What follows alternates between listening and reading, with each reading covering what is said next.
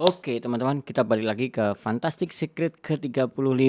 Kita akan berbicara tentang content mapping. Apa itu? Tadi sebelumnya udah kita bahas tentang rule of seven. Gimana caranya ngebentuk instant trust ya. Gimana caranya supaya konsumen dengan mudah percaya atau kita memiliki persepsi positif di pikiran konsumen.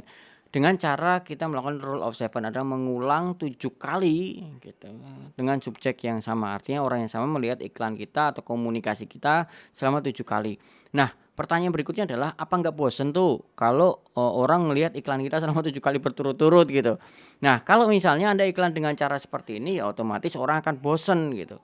Ngomongin sedia madu sarang, sedia berbagai macam madu, sedia madu sarang, asli dari Kalimantan, madu berkualitas 100% asli. Kalau Anda membuat konten iklannya dengan cara seperti ini, maka konsumen ya akan bosen. Karena akan ngelihat konten, nggak akan ngelihat iklan gitu, iklannya sama berkali-kali gitu.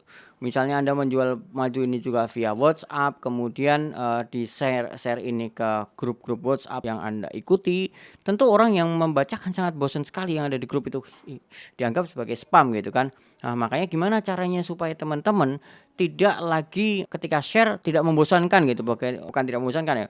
Gimana caranya supaya lebih mudah diterima oleh pikiran audien ya, tanpa adanya sebelum ditolak oleh pikiran bawah sadar gitu, kalau ini iklan itu kan nggak bakal dibaca dulu. Maka gunakan yang namanya content mapping.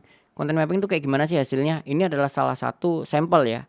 Ini sebetulnya bukan klien saya, juga bukan portfolio saya, tapi ini adalah contoh gimana menggunakan content mapping.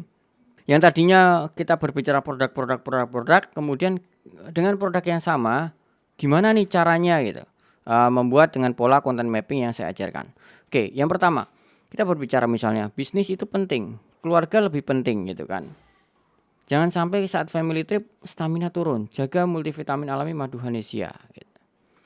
Pas mau briefing tim malah nggak fit, jaga kesehatan dengan multivitamin alami madu Hanesia.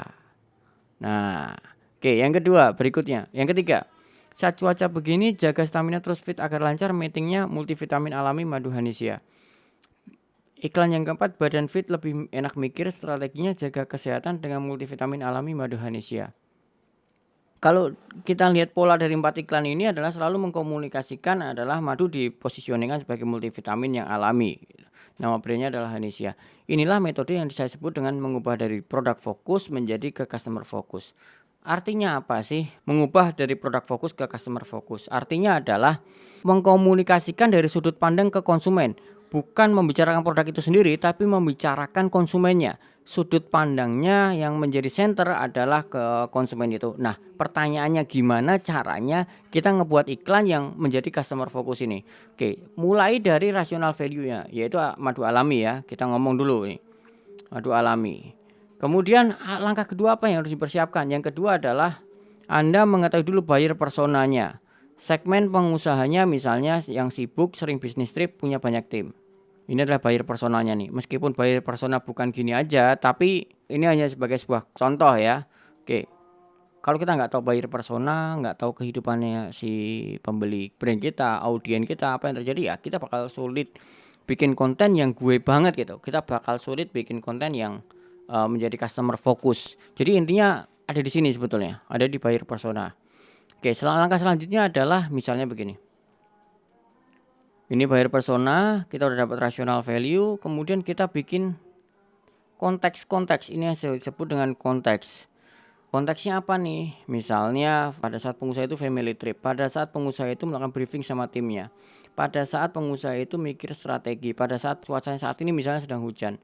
Nah, kemudian gimana caranya kita ngebangun jembatan antara apa yang kita bisa berikan dengan ini family trip. Bagaimana membangun jembatan antara madu alami dengan briefing? Bagaimana membangun jembatan madu alami dengan mikir strategi? Nah, gitu. Salah satunya kita bisa ingatkan pain-nya, fear-nya, ketakutannya. Maka muncullah konten-konten seperti ini. Pada saat family trip jangan sampai badan tidak fit. Pada saat kita mau briefing malah kita sakit. Pada saat lagi mikir strategi badan enggak fit, jadi enggak oke juga strateginya. Pada saat suasana hujan gitu, nanti staminanya enggak oke, susah meetingnya. Nah, dengan kita ngebedah dari konteks-konteks ini, seakan-akan kita sedang membicarakan, sedang membantu si audien ini untuk menjadi lebih sehat dan gimana caranya lebih produktif di bisnisnya. Dengan angle ini kita sedang ngebuat yang sedang menjadi center, yang sedang menjadi pusat dari komunikasi ini adalah pelanggan itu sendiri, bukan brand kita, bukan produk kita. Oke, gitu ya teman-teman. Jadi kira-kira formulanya jadi begini. 1. Tentukan dulu rasional value-nya, yang kedua buyer personanya, yang ketiga adalah konteks-konteksnya. Di video kali ini apa yang ingin saya garis bawahi adalah tentang produk fokus dirubah menjadi customer fokus. Artinya pada saat kita berbicara konten, pada saat kita berbicara atau berkomunikasi dengan audien, yang sedang kita bicarakan harusnya adalah audien tersebut. Yang sedang kita bicarakan adalah konsumen kita. Produk kita bisa ngebantu apa buat konsumen itu. Oke teman-teman, di video kali ini apa yang ingin saya garis bawahi adalah mengubah dari produk fokus menjadi customer fokus. Gimana caranya kita ngebikin konten supaya bisa diterima oleh audien adalah dengan cara kita membicarakan si konsumen tersebut. Yang menjadi center atau pusat dari iklan, yang menjadi pusat atau center dari komunikasi tersebut adalah audien tersebut. Dengan bagaimana cara brand kita menyelesaikan masalah-masalah yang dihadapi oleh si audien tersebut. Gimana caranya brand kita membantu audien tersebut mencapai mimpi-mimpinya. Oke, demikian dari saya. Sampai ketemu di video berikutnya.